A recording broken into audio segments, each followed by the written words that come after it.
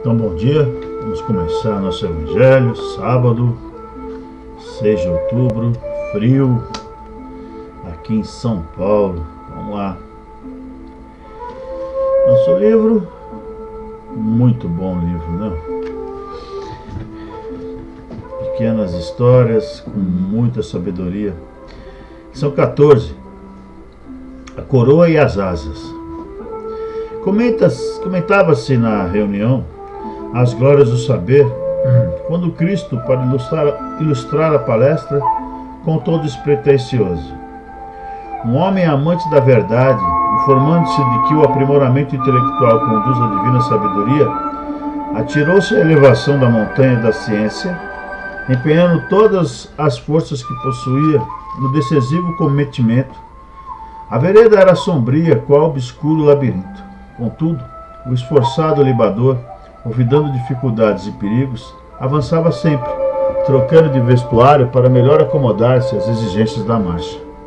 De tempos a tempos, lançava à margem da estrada uma túnica que se fizera estreita ou uma percata que se lhe figurava insercível, procurando indumentária nova, até que um dia, depois de muitos anos, alcançou a desejada culminância, onde um representante de Deus lhe surgiu ao encontro.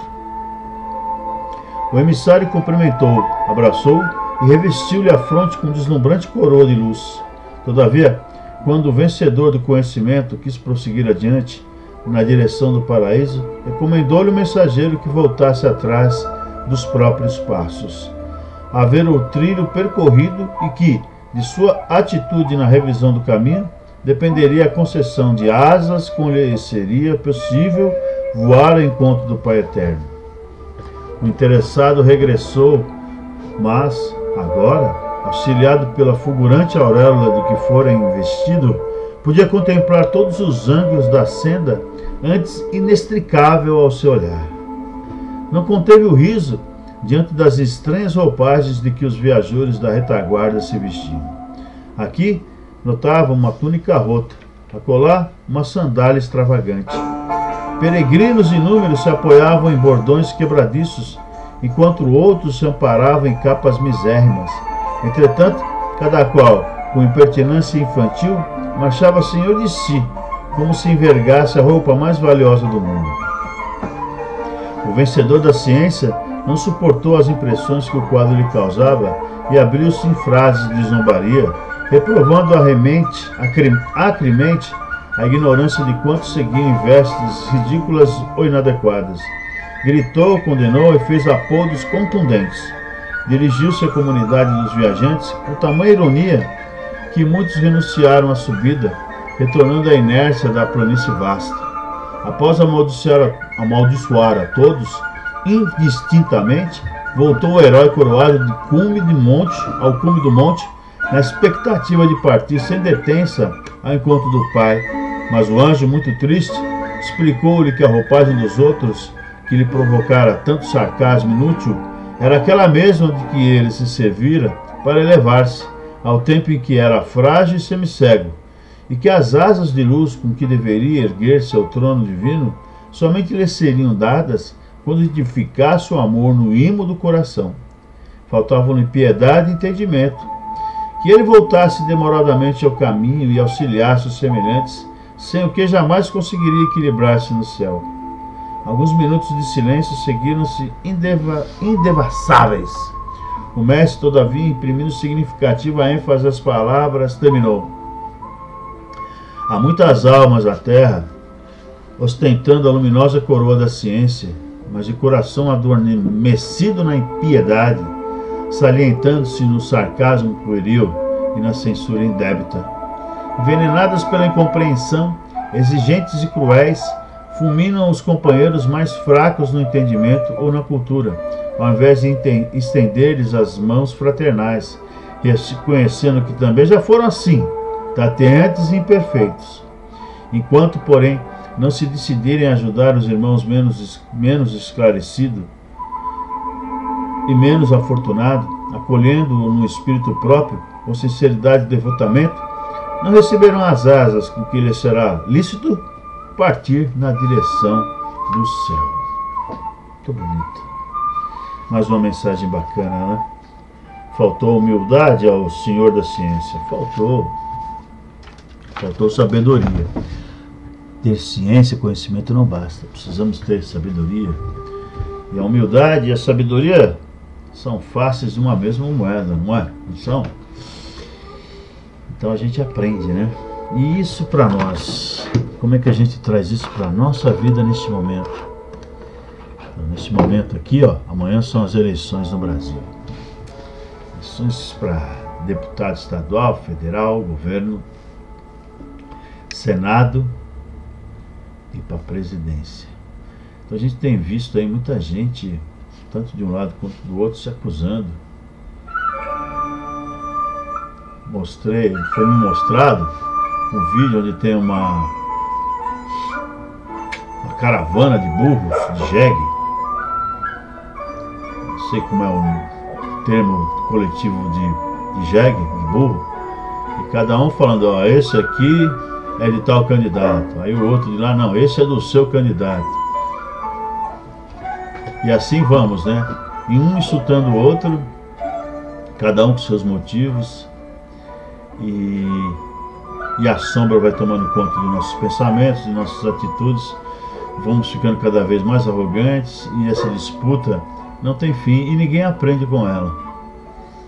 Agora eu, observando, eu que não entro mais nessa porque tenho aprendido algumas coisas com Jesus, eu fico só observando, eu não entro nessa disputa porque ofender o próximo não é de Deus, não é de Jesus, porque nós não estaremos colaborando em nada para que a gente aprenda, porque se a criatura que a gente considere estar na ignorância, ser uma ignorante, uma pessoa ignorante, como fazer para deixar essa ignorante, essas sombras da ignorância nela? Levando à luz o conhecimento, à luz o esclarecimento. E é ofendendo que se faz isso? Não, de maneira alguma. Se você a ofende, ela se afasta e você ainda acaba lhe dando razão, alimentando ainda mais a ignorância que você considera que ela tenha, né? Precisamos ver isso também. Então a melhor pedida sempre é essa que o anjo nos ensinou, né? Vá lá e auxilie. Ah, eles não têm, estão mergulhados nas sombras? Que tal você ir lá e fazer um pouco de lume, levar um pouco de luz, acender uma lanterna ali, uma luz? Não é isso que a gente deve fazer? É isso que a gente aprende com Jesus. Aprende com Jesus. Agora, outra coisa interessante sobre anjo, né? Anjos. Nos foi educado, nos foi ensinado até o surgimento do espiritismo, vamos assim dizer, que anjos eram seres perfeitos da criação. Foram criados perfeitos, né? E enfim, não passaram pelas experiências redentoras, aprimoradoras, dilapidadoras, né, de caráter, de sentimentos, para que se tornassem seres puros, né?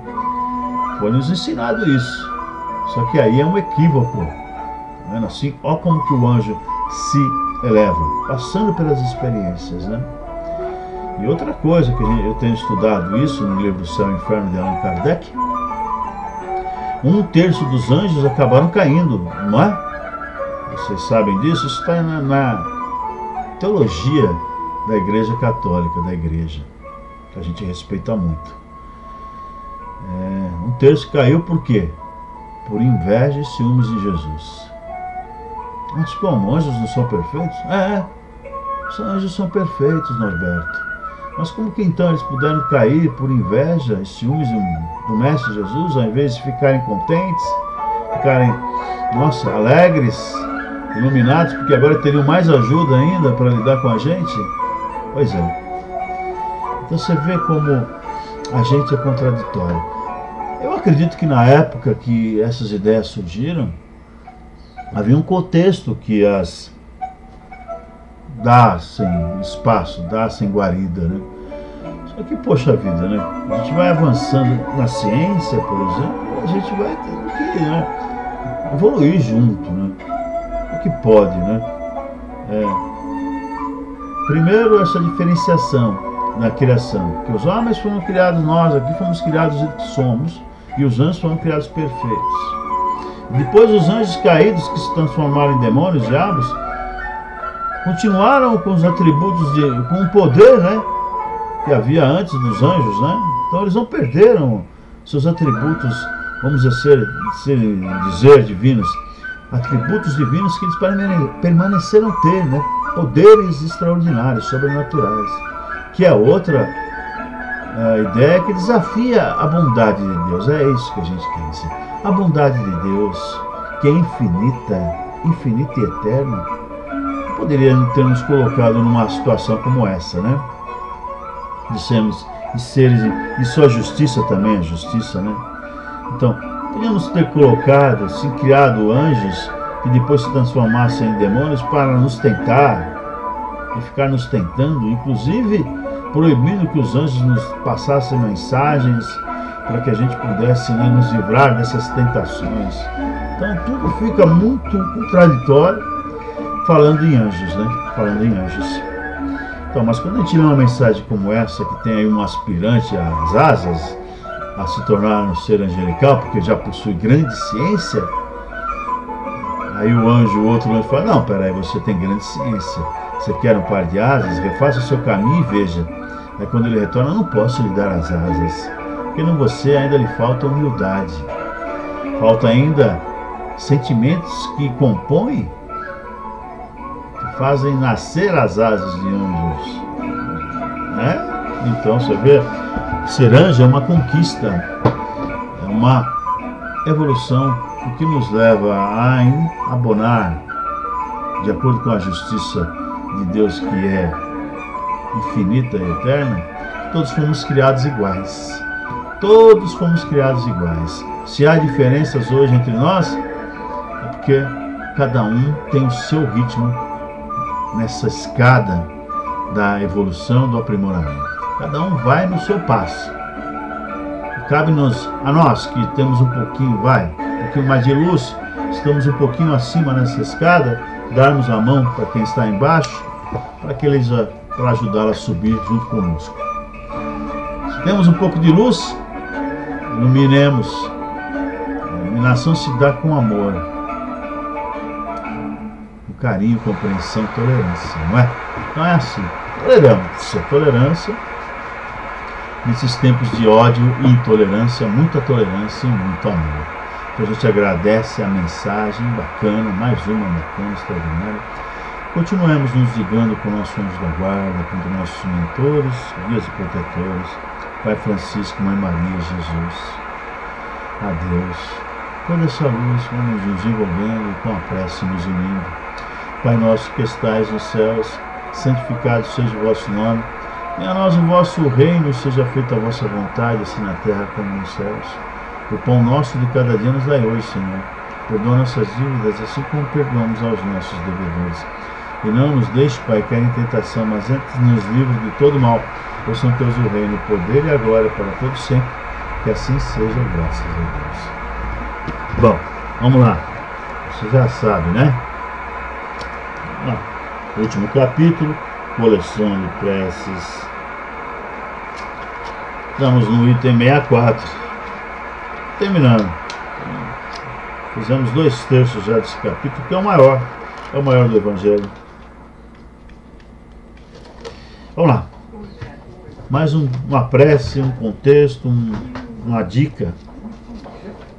Prece pelos sofredores que pedem preces. Bom, prefácio. Para compreender o alívio que a prece pode proporcionar aos espíritos sofredores, é necessário lembrar o seu modo de ação anteriormente explicado. Capítulo 27, números 8 e 9 seguintes.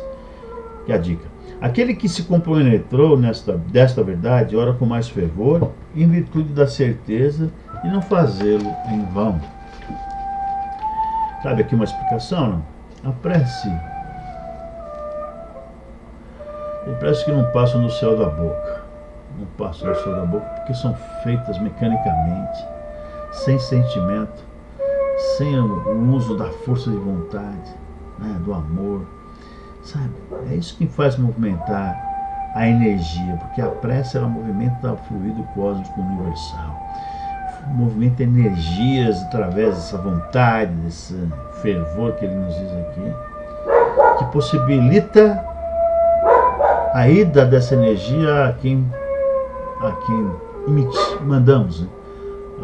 Para quem emitimos essa força.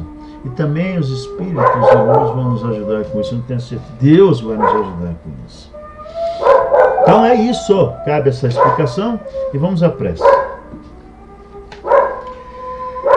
Deus clemente e misericordioso, que a vossa bondade se derrame sobre todos os espíritos que se recomendam às nossas preces, e particularmente sobre o espírito de Ciclano. Bons espíritos que tendes o bem por ocupação única, intercedei comigo a favor deles. Fazei brilhar os seus olhos um clarão de esperanças, e que a divina luz os esclareça quanto às imperfeições que os afastam dos bem-aventurados.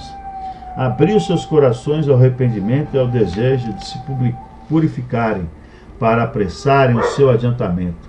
Fazei-os compreender que, pelos seus esforços, podem abreviar o tempo de suas provas.